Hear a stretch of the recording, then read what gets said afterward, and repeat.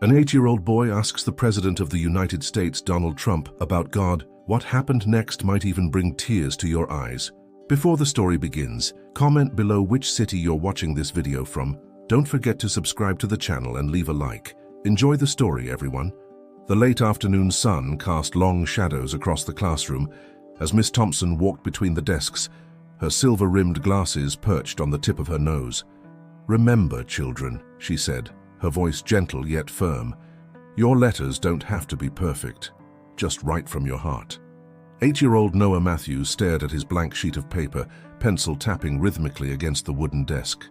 Around him, his classmates were already busily writing, some with furrowed brows of concentration, others with excited smiles as they penned letters to their favorite athletes, movie stars, and singers. "Who are you writing to, Noah?" whispered Lily from the desk beside him. Noah hesitated, then squared his small shoulders. "The President," he said quietly. Lily's eyes widened. "President Trump? For real?" Noah nodded, his blue eyes solemn beneath his sandy brown hair. Since his mother's passing 2 years ago, Noah had developed a seriousness unusual for a child his age. His father called it his old soul look. He began to write, his letters careful and deliberate. "Dear Mr. President Trump." Noah paused, thinking of his father. Jack Matthews had returned from his 3rd tour in Afghanistan, just months before Noah's mother's car accident. His dad often talked about the president with admiration, saying things like, "Trump's the kind of man who looks you in the eye and gives you a straight answer." In a world that had suddenly become filled with adults who spoke in whispers around Noah and gave complicated explanations about why his mom wasn't coming back, the idea of someone who gave straight answers was appealing. He continued writing. "My name is Noah Matthews. I am 8 years old and I live in Charlottesville, Virginia. My dad was a Marine. He says you're a good man who tells the truth even when it's hard. I have a question that nobody can answer for me. Not my dad, not my teacher, not even Pastor Mike." Noah's pencil hovered over the paper. He glanced up at the classroom window, where spring clouds drifted across the blue sky. Somewhere beyond those clouds was his mom watching. Could she see him right now, hunched over his desk, trying to find words for the question that kept him awake at night? "Mr. President, does God really hear our prayers? I pray every night to talk to my mom. She went to heaven 2 years ago. Sometimes it feels like God isn't listening. Dad says Mom is always with me in my heart, but I want to know if she can hear me when I talk to her at night. I miss her a lot. Thank you for reading my letter. Your friend, Noah Matthews." He sat back, rereading what he'd written. It wasn't very long, but it said what he needed to say. Miss Thompson collected the letters at the end of class, explaining they would address envelopes tomorrow and learn about how mail gets delivered. "Excellent work today, everyone," she said, her kind eyes lingering on Noah. "These are wonderful letters." Later that afternoon, as Noah climbed into his father's weathered blue pickup truck, he felt a strange sense of accomplishment. "How was school, buddy?" Jack Matthews asked, his broad shoulders filling the driver's seat. At 35, Jack still maintained his military bearing, his dark hair cut short, his movements precise and deliberate. "We wrote letters to famous people," Noah replied, buckling his seatbelt. "It was for social studies." "Yeah? Who'd you write to? LeBron James, that YouTuber you like?" Noah looked out the window at the familiar streets of Charlottesville as they drove. "I wrote to President Trump." Jack's eyebrows rose in surprise. "The president, huh? That's aiming high, kiddo. Miss Thompson said we should write to whoever we want.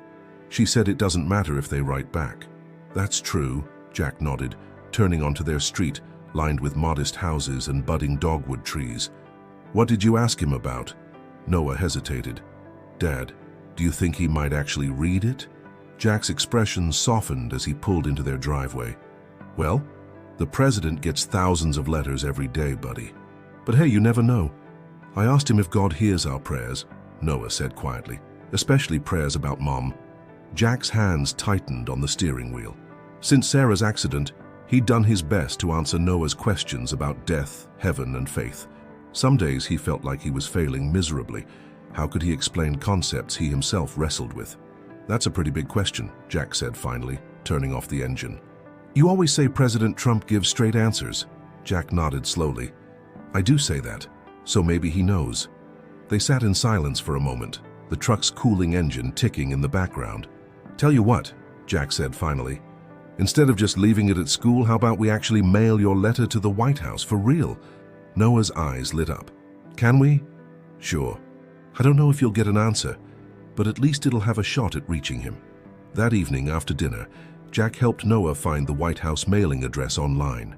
Together, they carefully addressed an envelope, added a stamp, and walked to the corner mailbox to send it off. As Noah pushed the letter through the slot, Jack ruffled his son's hair. "There it goes," he said. "All the way to Washington. Do you think it'll really get there?" Noah asked, his voice small but hopeful in the gathering twilight.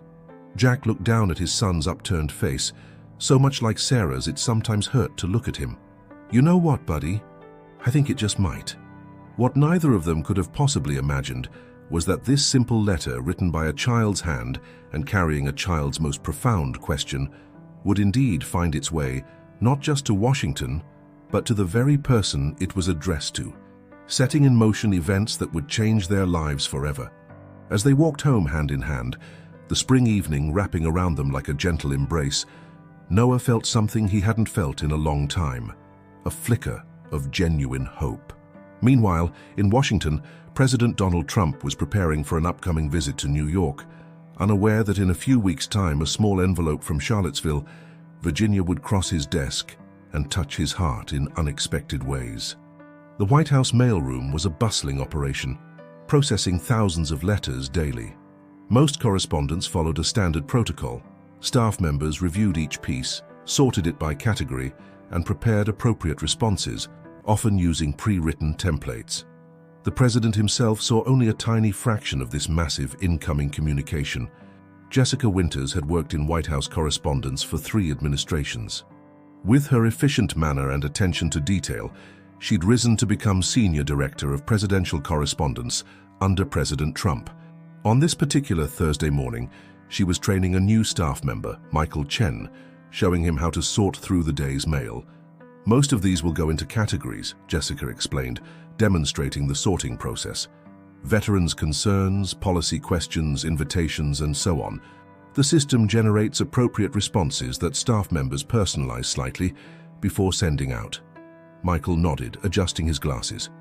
"And the president reads?" "A small selection," Jessica replied.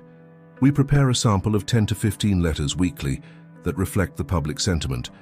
Occasionally there's something special that gets passed up the chain." As she spoke, she opened a plain white envelope with a Virginia postmark. Inside was a single sheet of lined paper, clearly written by a child's hand. Jessica began to read it, intending to place it in the education category, but something about the simple, heartfelt words made her pause. "Michael, look at this one."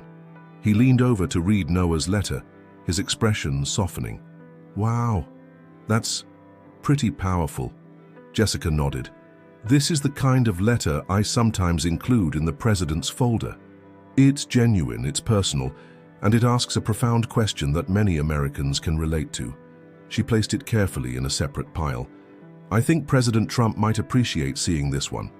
Later that week, Jessica included Noah's letter in the weekly sampling prepared for the president. It was a busy time in Washington, with international trade negotiations and domestic policy debates dominating the agenda. Jessica wasn't sure if the letter would make an impression amid the chaos of presidential duties, but sometimes the smallest things arrive at exactly the right moment. President Trump was in the Oval Office, reviewing the weekly correspondence folder, as he often did late on Friday afternoons. He'd been in back-to-back meetings all day, dealing with congressional leaders, economic advisors, and foreign diplomats. His mind was occupied with strategic calculations and political maneuvers as he flipped through the letters. Then he came to Noah's letter. Something about the child's straightforward question cut through the noise of politics and power. Trump read it once, then again. He sat back in his chair, the letter still in his hand, his thoughts drifting momentarily to his own mother, Mary, whose faith had been the cornerstone of her life. A knock at the door interrupted his thoughts. "Mr. President, Secretary Matheson is waiting in the Roosevelt room," his assistant reminded him. "Tell him I'll be there in a minute," Trump replied, his eyes still on the letter. He pressed the intercom button. "Jessica, That letter from the boy in Virginia, Noah Matthews. Can we find out more about him? Jessica was surprised by the request, but responded promptly. Of course, Mr. President. I'll have the information for you by tomorrow. The following morning, Jessica placed a folder on Trump's desk with what information they could gather about Noah Matthews and his family. Jack Matthews, a decorated Marine veteran with 3 tours in Afghanistan. Sarah Matthews, deceased 2 years prior in a car accident. Noah, their only child, now 8 years old. Trump reviewed the file, an idea forming in his mind. He was scheduled to speak at a business leadership conference in New York the following month, an event that would include several outreach initiatives to veterans and families. Making a decision, he called Jessica in. I want to meet this boy, he said simply. The one who wrote about God and prayers for his mother. Jessica was momentarily taken aback. You want to invite him to Washington, sir? No, Trump shook his head. I'll be in New York for that conference next month. Let's invite him and his father there. I want to talk to him. His question deserves a real answer. Yes, Mr. President, Jessica replied, already making mental notes about how to arrange such a meeting. I'll take care of it. Make it personal, Trump added. Don't just send an official invitation. Call the father directly, and Jessica... He paused, looking at Noah's letter again. Make sure they know this isn't for publicity. No cameras, no press. Just a conversation. In Charlottesville, Jack Matthews was finishing up his shift at Arlington Construction, where he'd worked as a site manager since leaving the Marines. His phone buzzed in his pocket, an unknown Washington, D.C. number. Normally, he'd let it go to voicemail, but some instinct made him answer. Mr. Matthews, this is Jessica Winters calling from the White House Office of Presidential Correspondence. Jack froze, his hand tightening on the phone. The White House? His thoughts immediately went to Noah's letter, sent weeks ago and practically forgotten. Yes, sir. I'm calling regarding a letter your son, Noah, sent to President Trump recently. The president was quite moved by Noah's words, and he'd like to meet with both of you. Jack found himself sitting down on a nearby stack of lumber, his knees suddenly weak. Meet with us? Are you serious? Very serious, Mr. Matthews. President Trump will be in New York next month for a leadership conference, and he'd like to personally respond to Noah's question about faith and prayer. This would be a private meeting, not a public or media event. Jack's mind raced.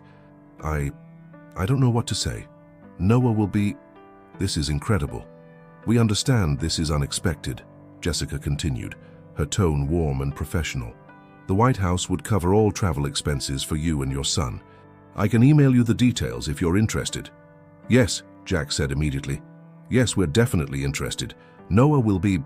He'll be over the moon. After arranging for Jessica to send the official details, Jack ended the call and sat motionless for several minutes, trying to process what had just happened. His son's simple letter had somehow reached the President of the United States, and not just reached him, but touched him enough to request a meeting. That evening, Jack waited until after dinner to share the news. He and Noah were sitting on their back porch, watching fireflies begin to appear in the gathering dusk. So, Jack began, trying to sound casual, remember that letter you wrote to President Trump? Noah nodded, licking the last of his ice cream from his spoon. For Miss Thompson's class, about Mom and God. Well, Jack said, his voice catching slightly, I got a phone call today. From the White House. Noah's spoon clattered to the porch floor. The White House, like where the president lives. Jack nodded, smiling at his son's wide-eyed expression. Exactly. And you know what?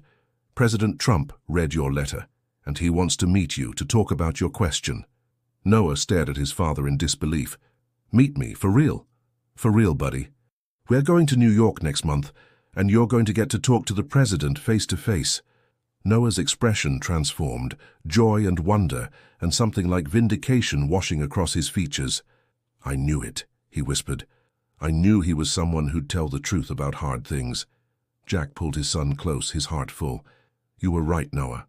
Absolutely right. As Noah drifted off to sleep that night, his mind was filled with questions he might ask, things he might say. But mostly, he thought about his mom, and how somehow, in some way he couldn't explain, he felt like she had helped his letter find its way to the president. I think you're helping, he whispered into the darkness of his room. I think you're still helping me, Mom. Miles away in Washington, President Trump added a note to his calendar about the upcoming meeting in New York. Something about Noah's letter had awakened memories of his own childhood, his own mother's wisdom about faith and loss. Perhaps, he thought, this meeting would be meaningful not just for the boy but for himself as well. What none of them yet realized was how this simple interaction, a child's letter, a president's response, would soon blossom into something that would touch far more lives than just their own. The month between the White House phone call and the trip to New York passed in a blur for Noah and Jack. News of their upcoming meeting with President Trump spread quickly through their small community in Charlottesville. First to family and close friends, then to Noah's school, and eventually to local veterans groups where Jack was well known. "Are you nervous about meeting the president?" Miss Thompson asked Noah during lunch break, 2 days before the trip. Noah considered the question seriously, as he did most things. "A little," he admitted. "But mostly I just want to hear his answer." Miss Thompson smiled, touched by his sincerity. "I think that's very brave, Noah. Not many people get to ask a president a personal question." At home, Jack was facing his own anxieties. He'd been to Afghanistan 3 times without flinching, but somehow the prospect of this trip to New York, meeting the president, having his son ask such a profound question in such a high-profile setting, had his stomach in knots. The night before their departure, Jack stood in his bedroom staring at his open suitcase. Sarah's photograph watched him from the nightstand, her smile frozen in time. 5 years ago, they had taken Noah to Virginia Beach for his 3rd birthday. The photo captured Sarah mid-laugh, her hair blowing in the ocean breeze, Noah's tiny hand in hers. "I wish you were here for this," Jack whispered to the photograph. "You'd know exactly what to say to him." He sighed, folding a dress shirt with military precision. "I'm doing my best, Sarah. I hope it's enough."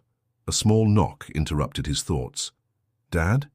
Noah stood in the doorway, already in his pajamas, clutching a notebook. "Can I show you something?" "Sure, buddy." Jack sat on the edge of the bed, patting the space beside him. Noah climbed up and opened his notebook. "I wrote down my question for the president, and some other questions in case he has time." He showed Jack a carefully penned list. Jack read through Noah's neat handwriting, his heart swelling with a mixture of pride and sorrow. His son's questions were thoughtful, searching, reflecting a depth of feeling that children his age rarely articulated. "These are really good questions, Noah," Jack said, his voice slightly husky. "I think President Trump will be impressed." Noah closed the notebook, hugging it to his chest. "Do you think Mom knows we're going?" The question caught Jack off guard. He cleared his throat, searching for the right words. I think your mom is aware of everything important that happens to you, Noah. I really do." Noah nodded, seemingly satisfied with this answer. "That's what I think too." He hesitated, then added, "Sometimes I can almost hear what she would say about things." Jack pulled his son close, resting his chin on Noah's head. "Me too, buddy. Me too." The next morning dawned clear and bright. Their flight from Charlottesville to New York was scheduled for 10 a.m., with a White House staff member meeting them at LaGuardia Airport. Noah was up at 6, too excited to sleep, dressed in his best clothes, khaki pants, a blue button-down shirt, and the tie his grandmother had given him last Christmas. "You look very handsome," Jack said, adjusting Noah's tie. "Very presidential." Noah grinned, some of his usual 8-year-old exuberance breaking through his serious demeanor. "Do you think the president will be wearing a tie too?" Jack laughed. "I'd bet my last dollar on it." Jessica Winters had arranged everything meticulously. Their flight was smooth, and as promised, a friendly White House aide named Kevin was waiting for them at the airport, holding a sign with Matthews Family printed on it. "Mr. Matthews, Noah, welcome to New York," Kevin greeted them warmly. "I hope your flight was comfortable?" Noah nodded, suddenly shy in the bustling airport environment.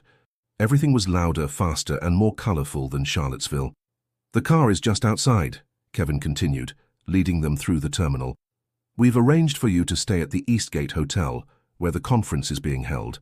President Trump has a private meeting scheduled with you tomorrow at 2 p.m., before his main address to the conference." Jack placed a reassuring hand on Noah's shoulder as they followed Kevin to a sleek black SUV waiting curbside. The driver greeted them with a professional nod, stowing their luggage in the trunk. As they pulled away from the airport, Noah pressed his face to the window, eyes wide at the sight of the New York skyline in the distance. It's like the pictures, he whispered, awestruck. Jack had been to New York once before during a brief leave while stationed at Fort Dix, but seeing it through his son's eyes made everything new again. The towering buildings, the endless stream of yellow taxis, the diverse crowds hurrying along the sidewalks, all of it pulsed with an energy that was both exhilarating and slightly overwhelming. Their hotel, located near Grand Central Terminal, was more luxurious than anywhere Jack had ever stayed. The lobby gleamed with marble floors and crystal chandeliers, and their room on the 15th floor offered a stunning view of the cityscape. "Wow," Noah breathed, running from the window to the bathroom to the closet and back again. "This is awesome," Jack laughed, relieved to see his son acting like a typical excited kid. "It sure is, buddy. Should we explore a bit?" Kevin said we have the rest of the day to ourselves. They spent the afternoon as tourists, visiting Times Square, walking part of Central Park, and enjoying New York pizza that Noah declared was way better than the frozen kind. By evening, they were pleasantly exhausted, the reality of tomorrow's meeting temporarily overshadowed by the adventure of being in New York City together. As Jack tucked Noah into bed that night, the boy's excitement had given way to thoughtfulness again. "Dad," he said quietly, "do you think it's okay if I tell the president about the dream I had about Mom?" Jack sat on the edge of the bed. "What dream was that, Noah? I don't think you told me." Noah's eyes focused somewhere past Jack, remembering. "It was a few weeks ago. Mom was in this really bright place and she was smiling. She told me that she could hear me when I talked to her, but her answers are sometimes hard to recognize because they don't come in words like ours." Jack felt a lump form in his throat. "That sounds like a beautiful dream, Noah." "It felt real," Noah insisted. "But I don't know if I should tell the president about it. Is it too personal?" Jack considered this. I think when someone asks you a question from the heart, it's okay to answer from the heart. If it feels right to tell him, then tell him." Noah nodded, satisfied with this guidance. "I'm nervous, but I'm ready," he said, his voice becoming sleepy. "You're going to do great," Jack assured him, turning off the bedside lamp. "Get some sleep now. Tomorrow's your big day." As Jack watched his son drift off to sleep, he felt a strange sense of peace settling over him. Whatever happened tomorrow, whether the meeting was brief and formal or somehow more meaningful, he was proud of Noah for having the courage to ask his question, to seek answers to the deep spiritual wonderings that many adults were afraid to voice. Across town, in his penthouse apartment, President Trump was reviewing his schedule for the following day. The meeting with Noah Matthews was penciled in at 2 p.m., just before his keynote address to the Business Leadership Conference. Trump found himself thinking about the boy's letter again, about the simple, direct question that had somehow cut through the noise and complexity of presidential life. In a world of political calculations and strategic communications, there was something refreshingly genuine about a child asking if God really heard prayers. As he prepared for bed, Trump's thoughts turned to his own mother and her unwavering faith. Mary Trump had been a devout Presbyterian who taught her children that faith was a source of strength in difficult times. Though he rarely spoke publicly about such personal matters, the president felt a connection to this young boy who was wrestling with questions of faith after losing his mother. Tomorrow, he would step away from policy discussions and political strategies to answer one child's heartfelt question. And somewhere in the back of his mind, a plan was beginning to form, a way to transform this small personal connection into something that might help many more children like Noah. The conference room at the Eastgate Hotel had been transformed. Usually used for corporate meetings and business presentations, today it was arranged more intimately, a small semicircle of comfortable chairs, subtle lighting, and a discreet security presence by the doors. President Trump had specifically requested minimal staffing and no press for this meeting. Noah stood before the full-length mirror in their hotel room, his father helping him straighten his tie for the third time. The boy's face was solemn, his blue eyes focused and determined despite the nervous energy that had him shifting from foot to foot. "Remember," Jack said gently, "just be yourself. You don't need to use fancy words or anything. The president wanted to meet you because of your honest question." Noah nodded, taking a deep breath. "I know, Dad, I'm ready." He patted the small notebook in his pocket, containing the questions he'd carefully written out. A soft knock at the door announced Kevin, their White House liaison. "It's time," he said with an encouraging smile. The president is looking forward to meeting you both." As they walked down the corridor toward the elevator, Noah reached for his father's hand, something he hadn't done much lately, considering himself too grown up for such gestures. Jack squeezed his son's hand gently, feeling its smallness in his own, reminded suddenly of how young 8 years old really was to be grappling with such profound questions. The elevator descended smoothly to the conference level. Kevin led them through a series of corridors, nodding to Secret Service agents positioned discreetly at intervals. Finally, they reached a set of double doors where 2 more agents stood. "Mr. Matthews and Noah," Kevin announced. One of the agents spoke quietly into his wrist microphone, then nodded and opened the door. The room beyond was warmer and more welcoming than Noah had imagined. Instead of a formal meeting space, it felt almost like someone's living room. And there, standing as they entered, was President Donald Trump. Noah froze momentarily, the reality of the moment suddenly overwhelming. The president was both familiar from television and completely different in person. Taller than Noah had expected, his presence filling the room in a way that cameras never quite captured. "Mr. Matthews," Trump said, stepping forward to shake Jack's hand firmly, "thank you for your service to our country." "It's an honor, Mr. President," Jack replied, his military bearing automatically straightening his posture. Then Trump turned to Noah, his expression softening. Instead of looming over the boy, he crouched down slightly to meet Noah's eyes directly. "And you must be Noah," he said, extending his hand. "I've been looking forward to meeting the young man who wrote me such a thoughtful letter." Noah swallowed hard and shook the president's hand. "Thank you for reading it, Mr. President," he managed, his voice small but clear. "Please sit down." Trump gestured to the chairs. A few staff members stood respectfully in the background, including Jessica Winters, who had arranged the meeting. "Would you like something to drink? Water? Soda?" "Water would be nice, thank you," Jack answered for both of them. As they settled into the comfortable chairs, Noah noticed something unexpected on the small table beside the president, a well-worn Bible, its leather cover softened with age. Trump followed his gaze. "I brought this to show you," he said, picking up the Bible. "It belonged to my mother. Her name was Mary." Noah's eyes widened. "You still have your mom's Bible?" Trump nodded, his expression momentarily vulnerable in a way rarely seen in public. "I do. It's very special to me." He paused, then continued with unusual gentleness. "Noah, I was very moved by your letter. Your question is one that many people ask, even adults, especially when we've lost someone we love very much." Noah nodded, somehow feeling more at ease now. "I keep praying to talk to my mom," he explained. "But sometimes I wonder if anyone is listening." Trump glanced briefly at Jack, noting the emotion the father was working to control, then returned his attention to Noah. "I understand. When I was younger than you are now, my mother taught me something that I've remembered all my life. She said that God always hears our prayers, but sometimes the answers come in ways we don't expect." Noah leaned forward slightly, fully engaged. "What does that mean?" "Well," Trump continued, handling his mother's Bible carefully, "she told me that sometimes God answers through other people who come into our lives, sometimes through small coincidences that aren't really coincidences at all, and sometimes through feelings of peace or ideas that come to us when we need them most." Noah considered this, his brow furrowed in concentration. "So, maybe Mom can hear me, but she answers in different ways than talking."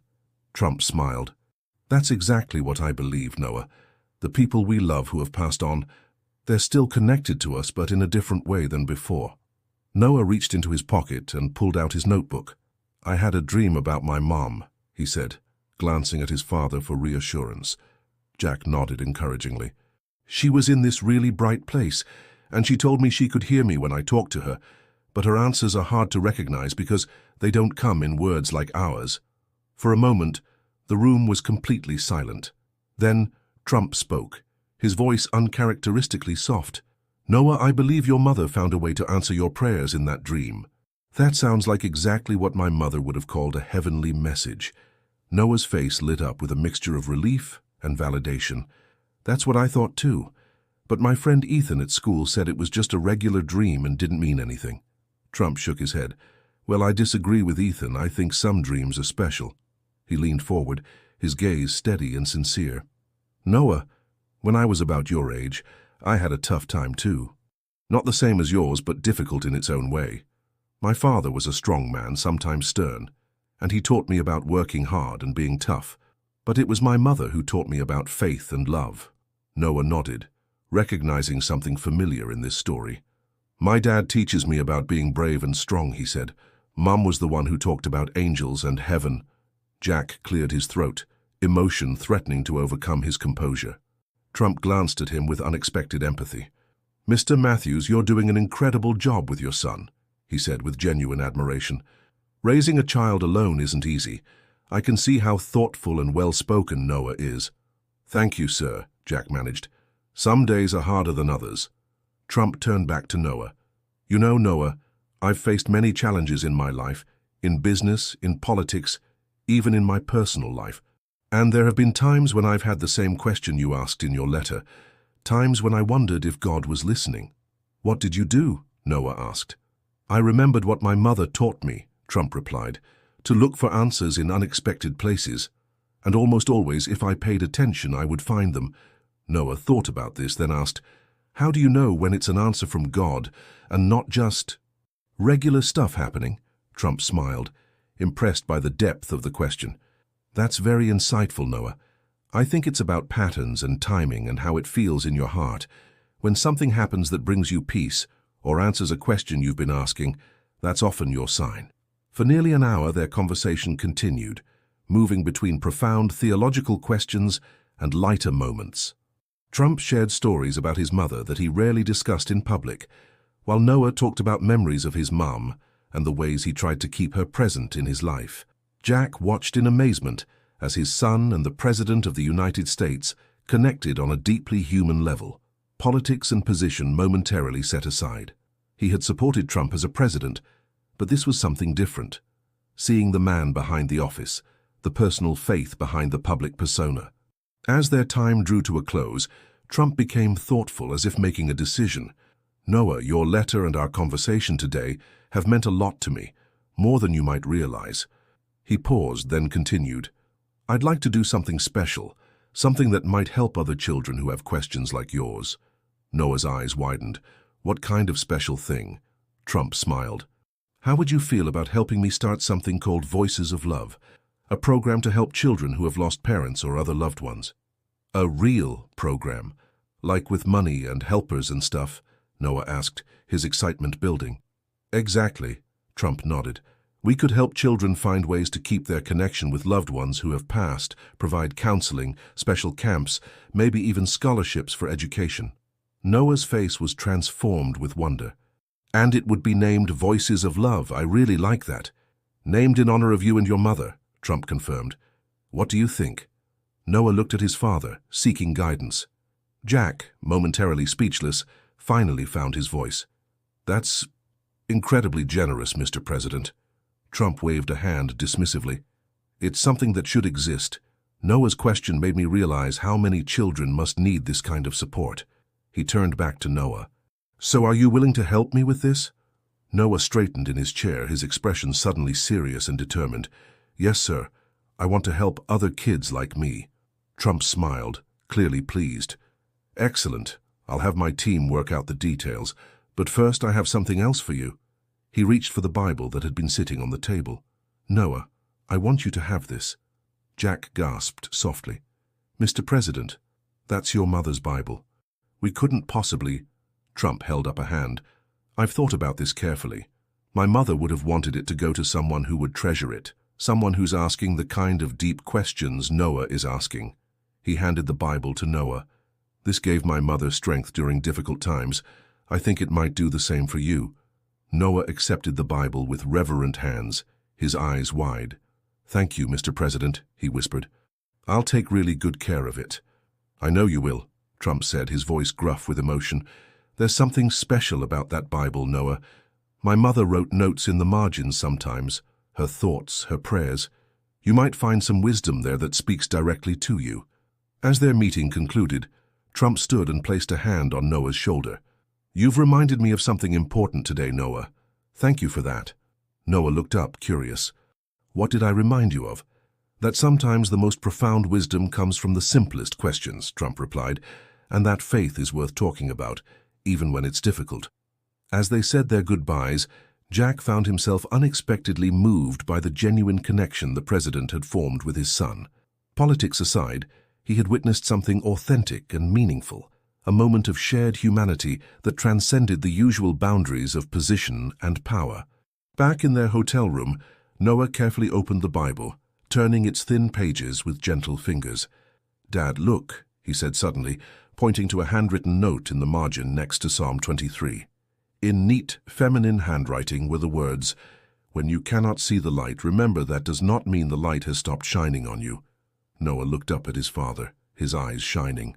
"It's like she wrote it for me, Dad. Like she knew someday I would need to read this." Jack swallowed hard, once again struck by the strange and beautiful way this journey had unfolded, from a simple letter to a profound connection that now seemed almost divinely orchestrated. "Maybe she did know, buddy," he said softly. Maybe she did. The main ballroom of the Eastgate Hotel glittered with chandeliers and polished surfaces as nearly 1,000 attendees gathered for President Trump's keynote address to the Business Leadership Conference. Corporate executives, entrepreneurs, and political figures mingled, largely unaware of the private meeting that had taken place just an hour earlier. Jack and Noah were escorted to reserved seats in the front row by Kevin, who explained that the president had specifically requested their presence. Noah clutched his new treasure, Mary Trump's Bible, as they settled into their seats. "Dad," Noah whispered, "are we going to be on TV?" Jack smiled, adjusting his tie nervously. "I don't think so, buddy. This is just a business conference. We're just here to listen to the president's speech." What Jack didn't know was that Trump had made some last-minute changes to his planned remarks. Jessica Winters approached them just before the program began, kneeling beside Noah's chair. "Noah, the president might mention you in his speech," she said gently. "Would that be okay with you?" Noah's eyes widened. "Me? In the president's speech?" Jessica nodded. "Just briefly. He was very moved by your meeting." Noah looked to his father for guidance. Jack hesitated, surprised by this development. "What exactly does the president intend to say?" "He wants to announce the creation of the Voices of Love Foundation," Jessica explained. "He'd like to share a little of Noah's story as inspiration, but only with your permission."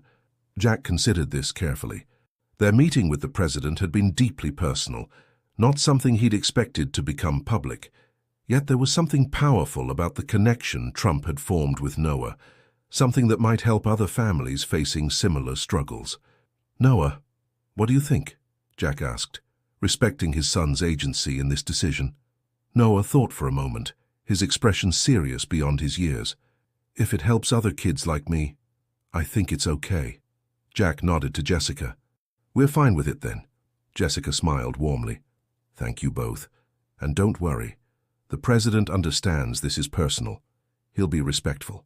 The lights dimmed slightly as the program began. After introductions from conference organizers and a brief video about American business innovation, President Trump was announced to enthusiastic applause. He approached the podium with his characteristic confidence, acknowledging the crowd with a wave. His prepared speech about economic growth, deregulation, and American entrepreneurship proceeded as planned for the first 20 minutes. Noah listened attentively, though some of the economic terminology went over his head. Then, the president's tone shifted. "Today, before joining you all here, I had one of the most meaningful meetings of my presidency," Trump said, his voice becoming uncharacteristically subdued. "I met with a young man named Noah Matthews and his father, Jack, a decorated Marine veteran who served our country with distinction in Afghanistan." A murmur of interest rippled through the audience. Jack felt a moment of panic as heads turned in their direction, but he maintained his composure, placing a protective arm around Noah's shoulders. "Noah wrote me a letter," Trump continued, "asking a question that many of us have asked at some point in our lives. Does God really hear our prayers, especially prayers about loved ones we've lost?" The ballroom grew completely silent, the audience captivated by this unexpected turn. 2 years ago, Noah lost his mother in a tragic accident. Since then, he's been praying every night, wondering if his mother can hear him, wondering if God is listening. Trump paused, his gaze finding Noah in the front row.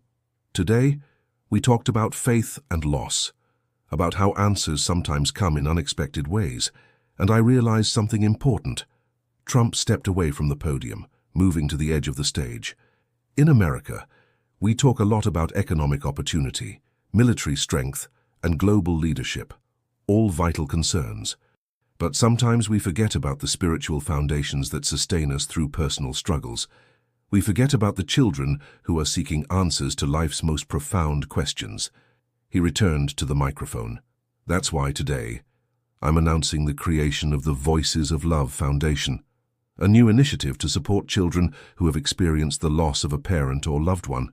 This foundation will provide counseling services, community support groups, educational resources, and special programs designed to help children maintain spiritual connections with loved ones who have passed. The announcement was met with spontaneous applause. Jack squeezed Noah's shoulder gently, watching his son's face light up with wonder.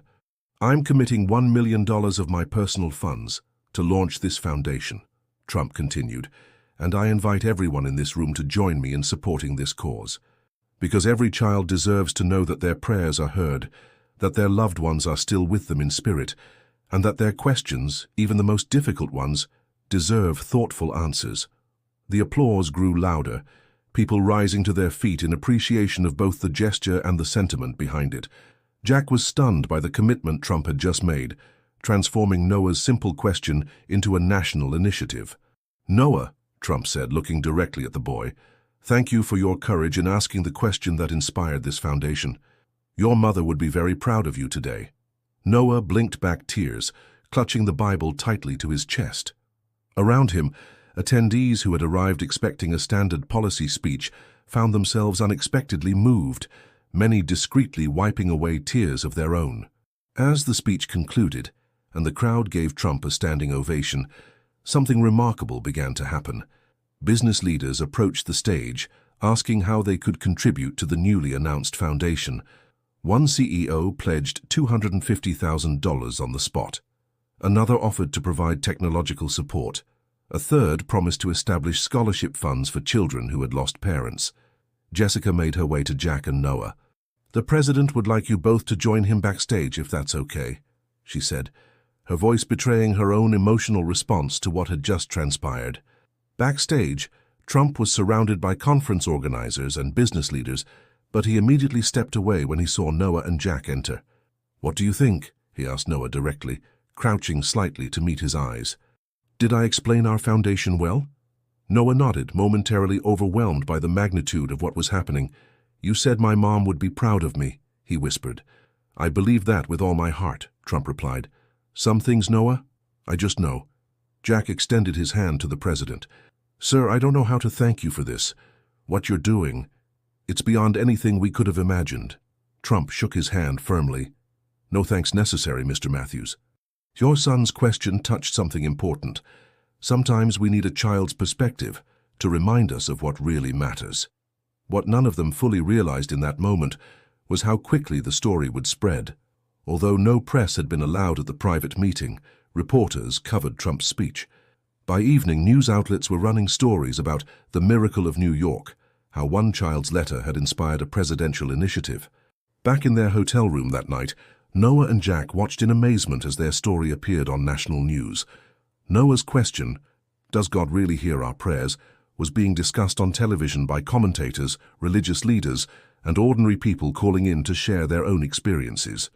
Dad, Noah said as they prepared for bed, do you think Mom knows about all this? About the foundation and everything? Jack sat on the edge of his son's bed, emotion making his voice rough. I think she does, buddy, I really do. Noah opened Mary Trump's Bible, turning to a page he had marked earlier. I found something else, he said, pointing to another handwritten note in the margin. Next to Isaiah 41:10, Fear not, for I am with you, Mary Trump had written, even when we cannot see the path forward, God has already prepared the way. It's like a message just for us, Noah said softly. Like all of this was supposed to happen. Jack stared at the faded handwriting, written decades ago by a woman neither of them had ever met, yet whose words now seemed to speak directly to their circumstances. The improbability of it all, Noah's letter reaching the president, Trump's personal response, the creation of the foundation, and now these timely messages found in Mary Trump's Bible, left him with a sense of wonder. Maybe it was, Noah, he said finally. Maybe it was. Outside their window, the New York skyline glittered against the night sky. Across the city, in homes and apartments, the story of Noah's question and Trump's response was sparking conversations about faith, grief, and the enduring connections between parents and children that not even death could sever. The simple, heartfelt question of an 8-year-old boy had somehow touched a collective nerve, reminding people of their own unanswered spiritual questions. And in a nation often divided by politics and ideology, Noah's story was creating an unexpected moment of unity around the universal experiences of love, loss, and the search for meaning. 3 months after the New York encounter, the Matthews' modest home in Charlottesville had changed in subtle but meaningful ways. Noah's room now featured a special bookshelf where Mary Trump's Bible held a place of honor. Beside it stood a framed photograph of Noah with President Trump, their heads bent close together in conversation. And scattered across Noah's desk were dozens of letters, handwritten notes from children across the country who had heard his story and wanted to share their own. The Voices of Love Foundation had grown with remarkable speed. What began as a presidential announcement had evolved into a nationwide movement. Corporate donations had poured in, followed by thousands of individual contributions. The foundation now had offices in Washington, D.C., New York, and Los Angeles, with plans to expand to every major city. Jack, initially overwhelmed by the publicity surrounding their story, had found his footing as an ambassador for the foundation, speaking to veterans groups about parenting through grief. His quiet strength and authenticity resonated with audiences, particularly other single fathers navigating similar circumstances. On this particular Saturday morning, Jack watched from the kitchen as Noah sat cross-legged on the living room floor, carefully writing responses to the latest batch of letters. What had begun as a spontaneous gesture, Noah wanting to reply to the first few children who wrote to him, had become a regular practice, one that Noah approached with remarkable dedication for an 8-year-old. "How's it going, buddy?" Jack asked, bringing Noah a glass of orange juice. Noah looked up, tapping his pencil against his chin thoughtfully. "This one's hard, Dad. It's from a girl whose dad was really sick, and she prayed every night for him to get better, but he didn't." Jack sat down beside his son, reading over the letter. The girl's pain was evident in her wobbly handwriting and direct questions. "If God hears prayers, why didn't he make my dad better? Did I pray wrong?" "That is a tough one," Jack agreed. "What are you thinking of telling her?" Noah considered carefully. "I want to tell her what President Trump told me, that God always hears us, but sometimes the answers come in different ways than we expect, and maybe her dad is still with her, just not in a way she can see." Jack nodded, impressed by his son's growing wisdom. "I think that sounds perfect." As Noah returned to his writing, the doorbell rang. Jack opened the door to find Jessica Winters on their porch, accompanied by a Secret Service agent who remained discreetly by the car. "Jessica, we weren't expecting you," Jack said, genuinely surprised to see the White House staffer in Charlottesville. She smiled warmly. "I hope I'm not intruding. I'm here on official business, actually. Is Noah home?" "Of course, come in." Jack stepped aside, calling over his shoulder. "Noah, we have a visitor." Noah looked up, his face brightening with recognition. "Ms. Winters, hi." Jessica entered the living room, taking in the sight of Noah surrounded by letters. "Look at you, running your own correspondence office," she teased gently. Noah grinned. "I'm answering letters from other kids. Some of them have really hard questions." "I bet they do," Jessica said, sitting on the couch. "And that's partly why I'm here." She reached into her briefcase and pulled out an official-looking envelope. "This is for you, Noah, from President Trump." Noah accepted the envelope with wide eyes. "Another letter from the president." "Actually," Jessica said, her eyes twinkling, "it's an invitation. President Trump is hosting a small dinner at the White House next Friday for key supporters of the Voices of Love Foundation. He specifically asked that you and your father attend as guests of honor." Noah's mouth fell open. "The White House? Like where the president lives?" Jessica nodded. "Exactly. And there's more. The president has been so impressed with how you've been writing to other children that he'd like you to bring some of their letters to share. He thinks their stories could help shape the foundation's future programs." Jack was momentarily speechless. Their New York experience had been extraordinary enough, But a personal invitation to the White House took things to another level entirely. "This is incredibly generous," he managed finally. "We'd be honored to attend." "Wonderful," Jessica beamed. "All the arrangements will be taken care of course. A car will pick you up next Friday morning, and you'll stay at the Blair House. That's the president's official guest house, right across from the White House." After Jessica left, promising to email all the details, Noah could barely contain his excitement. "Dad, we're going to the actual White House." "Do you think we'll get to see the Oval Office?" Jack laughed, caught up in his son's enthusiasm. "Maybe. But you know what's really amazing? The president wants to hear about the letters you've been getting. Your correspondence project might help shape the whole foundation." Over the next week, Noah carefully selected letters that represented different aspects of children's grief and spiritual questions. Some were from kids who, like him, had lost parents. Others came from children who had lost siblings, grandparents, or close friends. Each letter contained honest questions about God, prayer, heaven, and the enduring connections between the living and those who had passed. When Friday arrived, they were whisked to Washington in a comfortable government car. Noah clutching his folder of selected letters, along with Mary Trump's Bible, which he now took everywhere important. Blair House proved to be even grander than their New York hotel, with its historic furnishings and attentive staff. That evening, as they were escorted across Pennsylvania Avenue to the White House, Noah walked with a mixture of nervousness and determination. His child-sized suit had been carefully pressed, his tie, a new one purchased especially for the occasion, perfectly knotted by his father's steady hands. The White House gleamed in the early evening light, its white facade and stately columns exactly as Noah had seen in pictures and videos, yet somehow more real and more impressive in person. Inside, the elegant state dining room had been arranged for an intimate gathering of about 30 people. Business leaders who had made major contributions to the foundation mingled with religious leaders, child psychologists, and a few celebrities who had publicly supported the cause.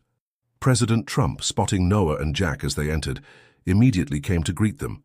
"Noah, Mr. Matthews, welcome to the White House," he said warmly, shaking Jack's hand and placing a gentle hand on Noah's shoulder. "I'm told you've brought some special letters to share with us." Noah nodded, suddenly shy in these grand surroundings. "Yes, sir. I picked the ones that I thought could help the most kids." Trump smiled approvingly. "Perfect. During dinner, I'd like you to tell us about them." The meal was served on elegant White House china, with staff attending to every detail.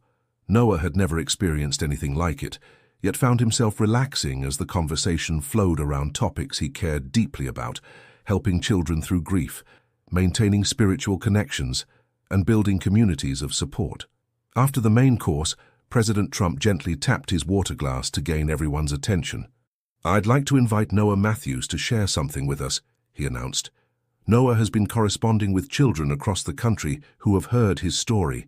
Noah, would you tell us about some of these letters?" All eyes turned to the small boy, who suddenly found himself the center of attention in the White House state dining room. Jack gave his son an encouraging nod. Noah took a deep breath and opened his folder. "These are letters from kids who have questions like I did," he began, his voice gaining strength as he spoke. "This one is from Emma in California. Her brother was in an accident last year, and she wants to know if he can see her dance recitals from heaven." The room grew silent as Noah continued, reading portions of letters and explaining what he'd learned from corresponding with these children. His natural empathy and growing wisdom shone through as he described the common threads running through their questions. Does God care about my prayers? Can my loved ones still see me? Will I ever stop feeling sad? How do I know they're okay? The thing is, Noah concluded, surprising everyone with the depth of his insight, we all want to know we're still connected to the people we love, even if we can't see them anymore. And we want to believe that God hears us, even when it seems like our prayers aren't being answered. The room burst into spontaneous applause. President Trump, visibly moved, stood and approached Noah. "Young man, you've captured exactly why the Voices of Love Foundation matters. Thank you for sharing these letters with us." As the evening progressed, Noah was introduced to everyone present, including renowned child psychologists who were developing programs for the foundation, religious leaders who were creating resources for children questioning their faith after loss, and business executives whose companies were funding summer camps and support groups. Near the end of the evening, President Trump made another announcement. Thanks to your generosity and commitment, the Voices of Love Foundation has now raised over $10 million. Programs are being developed in 47 states, with international interest growing every day. The room erupted in applause once more. Noah looked up at his father, his eyes shining with wonder at what had grown from his simple question. Later, as they were preparing to leave, Trump drew Noah aside for a private moment. "I have something to show you," he said, leading the boy to a small side room where a large drawing was displayed on an easel, covered with a cloth. With a flourish, Trump removed the cloth to reveal Noah's own artwork, the drawing he had mentioned in the letter, showing a boy holding hands with his mother, surrounded by rays of light. It had been professionally framed and bore a small brass plaque reading, "The Voices of Love Foundation inspired by Noah Matthews." "This will hang in the foundation's main office," Trump explained, "to remind everyone of how this all began, with one boy's honest question." Noah stared at his drawing, overwhelmed. "I drew this right after I had that dream about Mom," he whispered. Trump nodded. "Sometimes the most important messages come to us in dreams, Noah. My mother always said that dreams can be God's way of speaking to us when our hearts are ready to listen." As they left the White House that night, Noah walked with a new sense of purpose. His question, "Does God really hear our prayers?" had not only received an answer, but had sparked a movement that was now helping thousands of children like him. Back in Charlottesville the following week, Noah returned to his normal routine: school, homework, baseball practice, and his growing correspondence with children around the country. But something had shifted within him. The aching emptiness that had followed his mother's passing had been transformed into something meaningful, something that connected him not just to her memory, but to a larger purpose. One evening, as Jack tucked him into bed, Noah opened Mary Trump's Bible to share another marked passage he had discovered. Beside Ecclesiastes 3:11, "He has made everything beautiful in its time," Mary had written, "Our greatest sorrows can become our greatest gifts to others." "Dad," Noah said thoughtfully, "I think that's what happened with us. My question about Mom turned into something that's helping lots of other kids." Jack sat on the edge of the bed, reflecting on the extraordinary journey they had taken together. From a simple classroom letter-writing assignment to the White House, from profound grief to newfound purpose. "I think you're right, buddy," he said softly. "And you know what? I think your mom sees everything that's happened. I think she's incredibly proud of you." Noah smiled, the peaceful expression of a child who had found his answer. "I know she is, Dad. I can feel it." Outside Noah's window, the first stars of evening appeared in the Charlottesville sky. Across America, thousands of children were receiving support through the Voices of Love Foundation, attending special camps, joining support groups, reading books, and connecting with counselors who could help them navigate their grief while maintaining spiritual bonds with loved ones. All because one small boy had the courage to ask one big question, and because that question found its way to someone who recognized its profound importance. Some called it coincidence. Others called it divine intervention. But for Noah Matthews, it was simply the answer to his prayer, not in the way he had expected, but in a way that had brought healing not just to him, but to countless others walking the same difficult path. And somewhere beyond the stars, Noah was certain his mother was smiling. "Thank you so much for staying with us until the end. We hope Noah and Jack's journey touched your heart." If you enjoyed this story about faith, connection, and finding meaning after loss, please don't forget to subscribe to our channel and give this video a thumbs up. It really helps us reach more people. Every day, we bring you new heartwarming stories about life's most meaningful moments. Feel free to explore our channel to find your new favorite story. And we'd love to hear your thoughts. Did Noah's question resonate with you? Has something in your life ever unexpectedly led to a greater purpose? Share your experiences in the comments below. We'll be back tomorrow with another moving story that reminds us of the power of human connection.